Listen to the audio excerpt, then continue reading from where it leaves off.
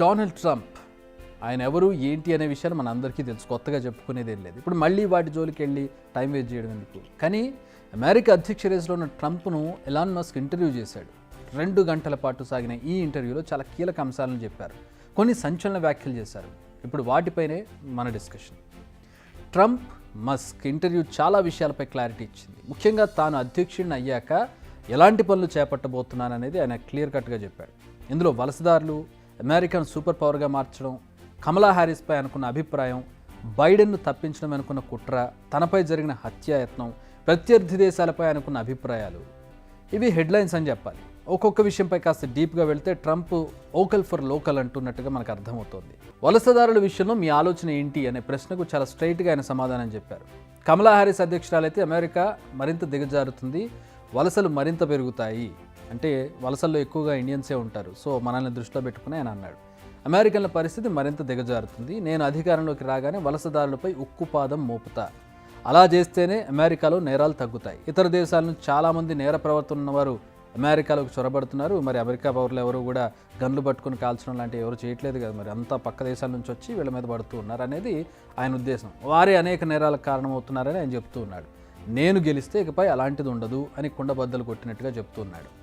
అమెరికన్ల కలలు నెరవేరాలన్నా, ఉద్యోగాలు సృష్టించాలన్నా ఇది జరగాలంటున్నారు. అంటే ట్రంప్ గెలిస్తే మరోసారి వలసదారులకు చుక్కలు కనపడడం ఖాయమని అర్థమవుతోంది.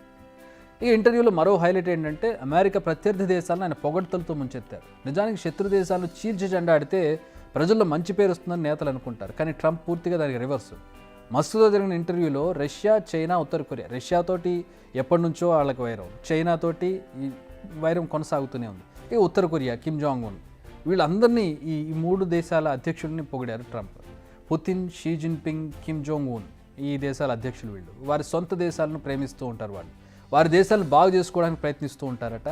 ఎవరి గేమ్లో వారు టాప్లో ఉన్నారు, వారి తప్పేం లేదు, కానీ వారిని ఎదుర్కోవడానికి నాలాంటి బలమైన అధ్యక్షుడు కావాలంటున్న ట్రంప్. వాళ్ళు మంచివాళ్లే, బలమైన వాళ్లే, కానీ ఆ బలమైన మంచి వాళ్ళని ఎదుర్కోవడానికి నాలాంటి ఒక గొప్ప నేత ఉండాలనేది ఆయన ఆంతర్యం. ఈ ఇంటర్వ్యూలో మరోసారి యుక్రెయిన్ యుద్ధాన్ని హైలైట్ చేశాడు ఆయన. అసలు తాను ప్రెసిడెంట్గా ఉండుంటే అసలు రష్యా యుక్రెయిన్పై దాడి చేసేదే కాదంటున్నాడు.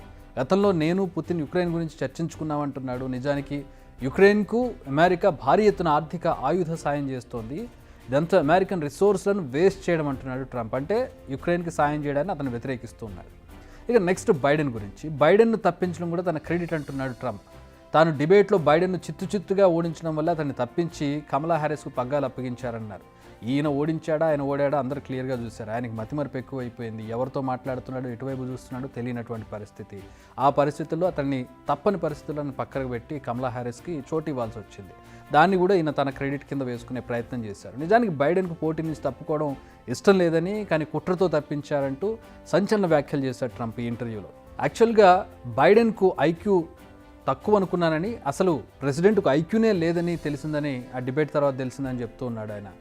ఇక తనపై జరిగిన మర్డర్ అటెంప్ట్, ఆయన మీద కాల్పులు జరిగాయి, మరోసారి గుర్తు చేసుకున్నాడు ఆయన.